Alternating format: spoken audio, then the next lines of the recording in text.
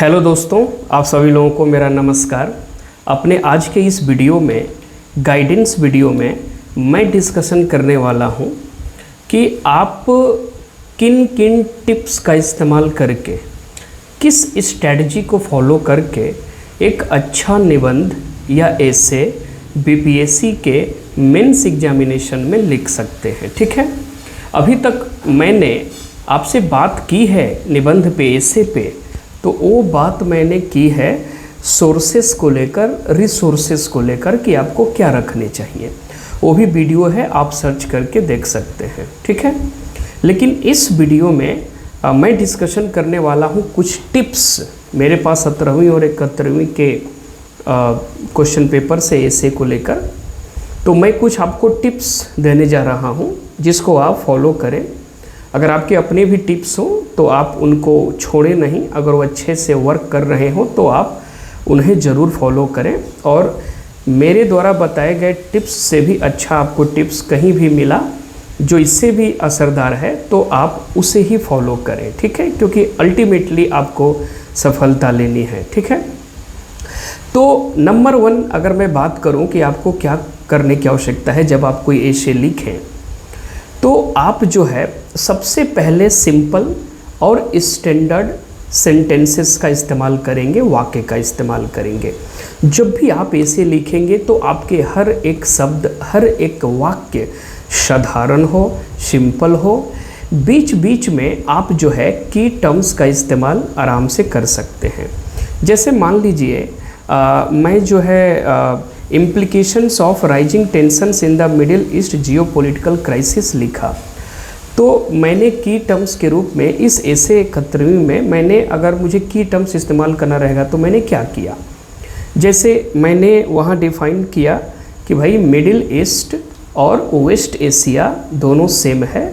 दोनों को जो कॉइन किया गया है, जो ये शब्दावलियाँ पड़ी हैं, वो किन किन ने दी है। जैसे जवाहरलाल नेहरू की भी चर्चा मैंने कर दी, और वेस्टर्न जो नेशंस हैं उन्होंने भी यहाँ पर शब्द इस्तेमाल किया है। ठीक है, तो इस तरीके से की टर्म्स को आप डिफाइन भी करके जा सकते हैं। ठीक है, उसके बाद जैसे मान लीजिए कि आप एथिक्स का कोई एसे लिख रहे हैं। जैसे आपने अगर जैसे ऐसे लिखा कि power of mindset in shaping human destiny, तो इसमें भी आप सिंपल ही सेंटेंसेस का इस्तेमाल करें, लेकिन जो बीच बीच में की टर्म्स हैं वो स्टैंडर्ड टर्म्स का इस्तेमाल करें। एथिक्स में जैसे आप जो है बीच बीच में इस्तेमाल कर सकते हैं, जैसे थ्योरी ऑफ मेलियोरिज्म, जो ये कहता है कि हम जो है ह्यूमन इफर्ट से, ह्यूमन प्रयास से दुनिया की स्थिति को सुधार सकते हैं। तो ऐसे करके आप जियोपॉलिटिकल क्राइसिस में भी, एथिक्स में भी आप इस्तेमाल करें, उसको अंडरलाइन कर दें। ठीक है, उसके बाद अगर मैं अगले पॉइंट की बात करूं, तो अगला पॉइंट है कि आप जो है एक पेज में 2 पैराग्राफ लिखें, मतलब कम से कम 2 पैराग्राफ आप लिखें।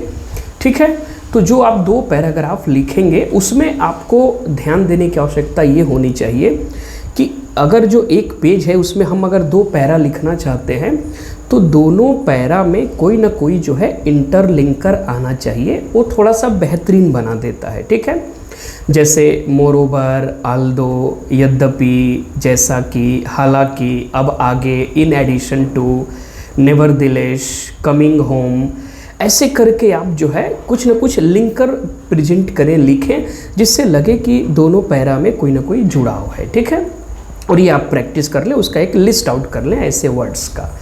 ठीक है, तो आप ये करें।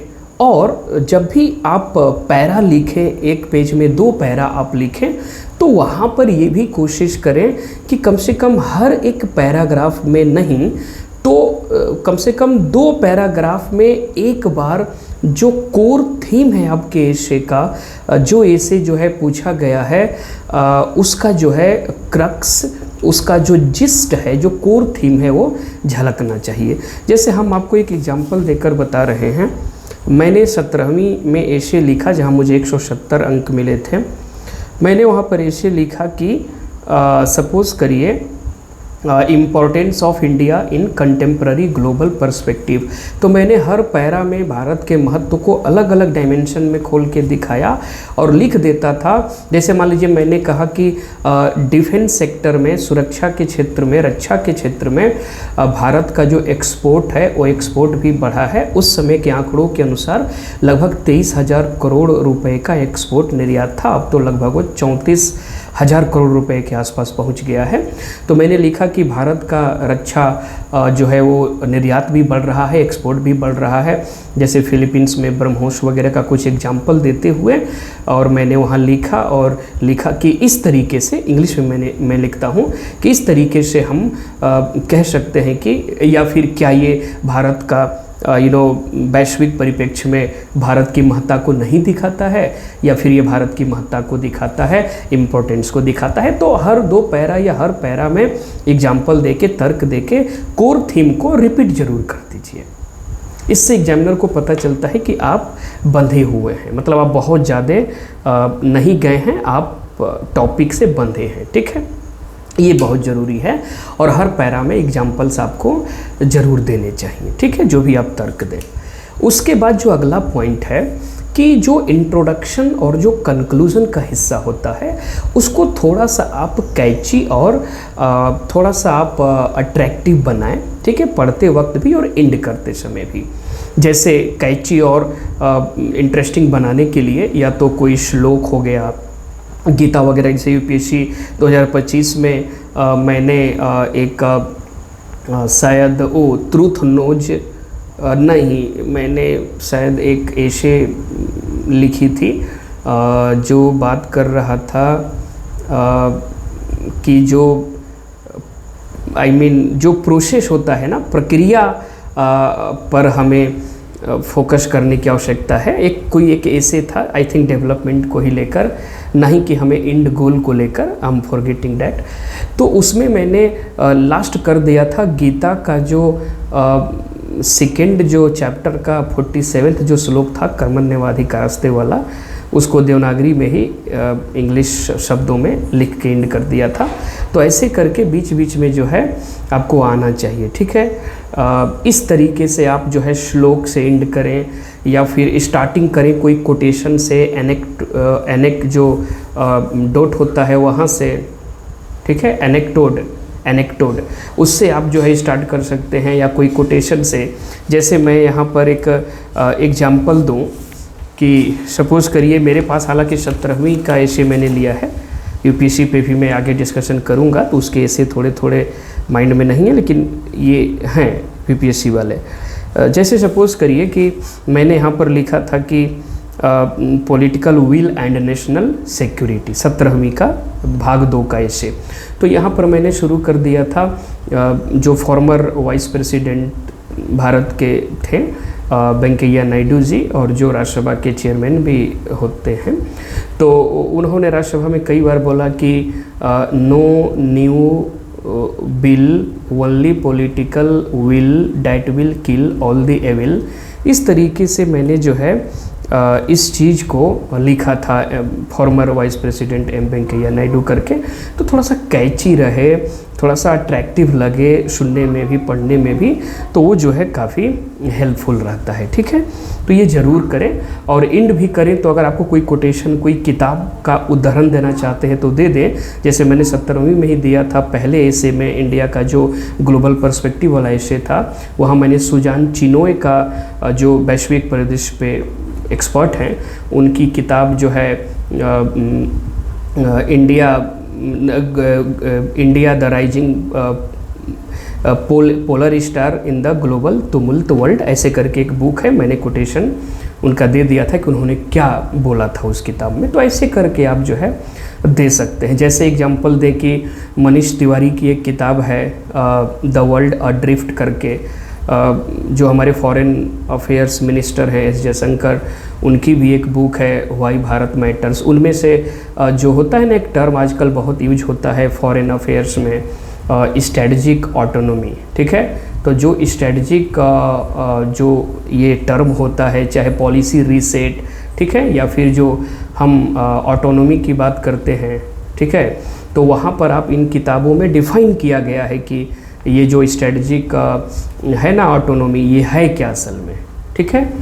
तो उसमें है, तो आप उदाहरण दे सकते हैं मनीष तिवारी की बुक द वर्ल्ड अड्रिफ्ट में उन्होंने ये बातें बोली हैं, उससे थोड़ा सा जानदार हो जाता है। उसके बाद आप अंडरलाइनिंग ज़रूर की टर्म्स को ज़रूर करें, ठीक है, और कोशिश करें कि एकदम सिंपल रखें ताकि पढ़ने वाले रीडर्स को समझ में चीज़ें आ जाएँ, आसान लगे, ठीक है। इस तरीके से आप प्रयास करें।